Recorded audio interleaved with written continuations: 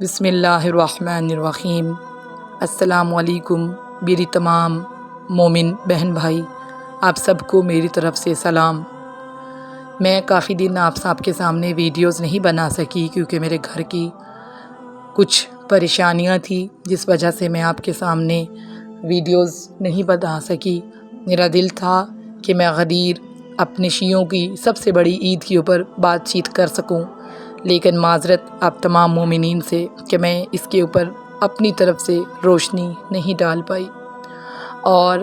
تمام وہ مومنین جنہوں نے میرا ساتھ دیا، میرے چینل کو سبسکرائب کیا، میری ویڈیوز کو دیکھتے ہیں، لائک کرتے ہیں، میں تمام مومنات کی شکر گزار ہوں۔ خداوند متعال آپ سب کو اس دنیا اور آخرت کی تمام پریشانیوں سے دور رکھے، آمین۔ اور افسوس کے ساتھ یہ کہنا پڑتا ہے کہ ہمارا ملک پاکستان، جس کے اندر فحش ویڈیوز دیکھی جائیں تو ایک ہی دن میں 50 1 لاکھ ویوز جو ہیں وہ آتے ہیں، لیکن اگر اسلامی ویڈیوز بنائی جائیں تو اس کے اوپر سوائے 40 50 یا 100 ویڈیوز کے 100 ویوز کے علاوہ زیادہ ویوز نہیں آتے۔ خیر، ہمارا کام ہے کہ ہم امیر کائنات کے علم کو پھیلائیں،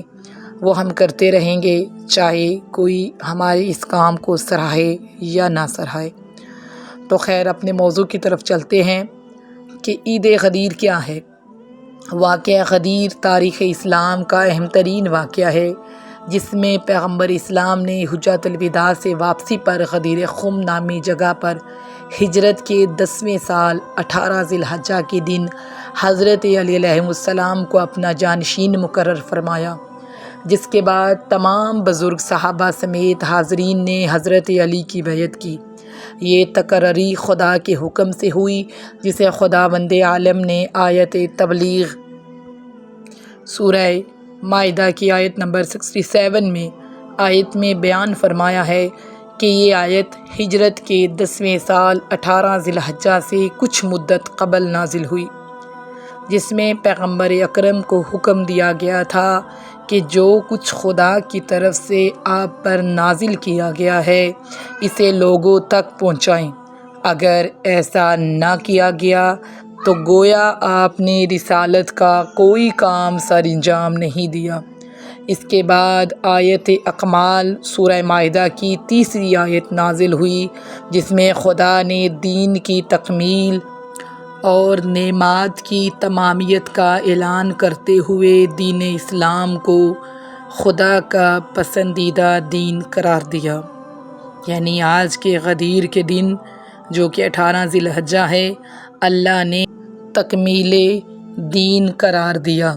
معصومین علیہم السلام نے حدیث غدیر کے ساتھ ساتھ استناد کیا ہے، جس طرح امام علی علیہ السلام کے دور سے لے کر موجودہ دور تک کے بہت سے شعراء نے غدیر کے بارے میں اشعار لکھے ہیں۔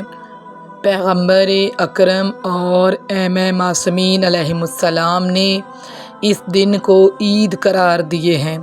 اسی لیے تمام مسلمان بطور خاص شیعہ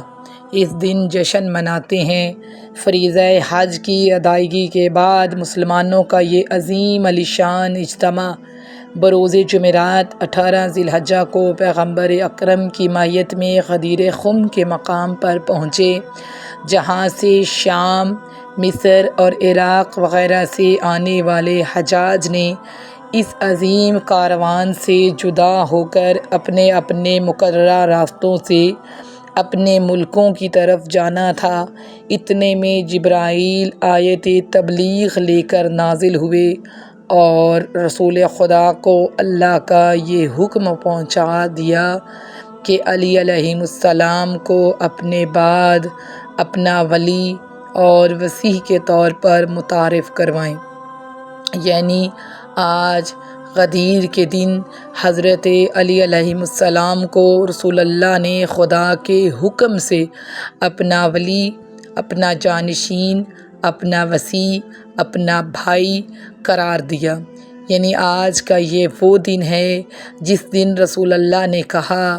کہ جس کا میں مولا ہوں اس کا علی مولا ہے۔ آیت نازل ہونے کے بعد رسول اللہ نے کاروان کو رکنے کا حکم دیا اور آگے نکل جانے والوں کو واپس پلٹنے اور پیچھے رہ جانے والوں کو جلدی غدیر خم کے مقام پر آپ صلی اللہ علیہ وسلم تک پہنچنے کا حکم دیا۔ نماز ظہر ادا کرنے کے بعد رسول خدا نے خطبہ دیا، جو خطبہ غدیر کے نام سے مشہور ہوا، اور اس کے ضمن میں فرمایا، رسول خدا نے حضرت علی کا ہاتھ پکڑ کر اٹھا لیا، یہاں تک کہ سب نے آپ علیہ السلام کو رسول اللہ صلی اللہ علیہ وآلہ وسلم کے پہلو میں دیکھ لیا، اور اس کے بعد آپ صلی اللہ علیہ وآلہ وسلم نے فرمایا، اے لوگو، کیا میں تمہاری نسبت تم پر مقدم نہیں ہوں؟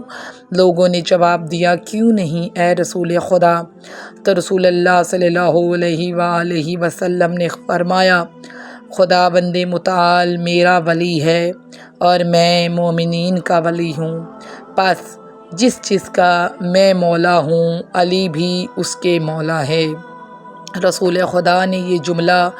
3 مرتبہ دہرایا اور فرمایا، اے اللہ، تو اس شخص کو دوست رکھ اور اس کی سرپرستی فرما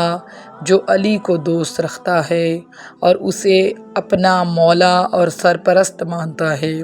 اور ہر اس شخص سے دشمنی کر جو علی علیہ السلام کا دشمن ہے۔ یعنی کہ اس بات سے یہ صاف ظاہر ہوتا ہے کہ مولا علی علیہ السلام کے بارے میں نبی خدا نے فرمایا کہ من کنتو مولا فہذا علی مولا، جس کا میں مولا اس کا علی مولا، جس کا میں دوست ہوں اس کا علی دوست ہے۔ جو مجھ سے محبت کرتا ہے وہ علی سے محبت کرے، اور جو علی سے محبت کرتا ہے خدا بھی اس سے محبت کرتا ہے۔ یعنی اس آیت سے اور اس حدیث سے یہ ثابت ہوتا ہے کہ امیر کائنات کو ان کا ولی، ان کا جانشین قرار دیا گیا، اور اس کی مدد اور نصرت فرما کہ جو علی کی مدد اور نصرت کرتا ہے۔ جب رسول اللہ نے کہا کہ یا اللہ، کہ جو مجھ سے محبت کرتا ہے وہ علی سے محبت کرے، اور جو علی سے محبت کرتا ہے تو اس کی مدد اور اس کی نصرت فرما، جو علی کی مدد اور نصرت کرتا ہے اس شخص کو اپنی حالت پر چھوڑ دے، جو علی کی نصرت کرتا ہے اس شخص کو اپنی حالت پر چھوڑ دے، جو علی کو تنہا چھوڑتا ہے۔ بعد ازاں لوگوں سے مخاطب ہو کر فرمایا، حاضرین، اس پیغام کو غائبین تک پہنچا دے۔ اس موقع پر لوگوں نے امیر المومنین کو مبارکباد پیش کی۔ خلیفہ اول اور خلیفہ دوم تبریک و تہنیت کہنے والوں میں سے پیش تھے، اور باقی صحابہ ان کے پیچھے پیچھے تبریک و تہنیت کہہ رہے تھے۔ حضرت عمر رضی اللہ عنہ مسلسل کہہ رہے تھے، بخ بخ لک یا علی، اصبحت مولائی و مولا کل مومن و مومنہ، یعنی مبارک ہو اے علی، آپ پر ہر مومن اور ہر مرد اور عورت کے مولا اور سرپرست ہو گئے ہیں۔ مروی ہے کہ رسول اللہ کے حکم پر ایک خیمہ بپا کیا گیا، اور آپ صلی اللہ علیہ وسلم نے مسلمانوں کو حکم دیا کہ گروہ در گروہ آ کر علی علیہ السلام کو امیر المومنین کے عنوان سے سلام کرے، اور حتیٰ کہ ازواج رسول خدا صلی اللہ علیہ وآلہ وسلم نے بھی اس حکم نبوی کی تعمیل کی۔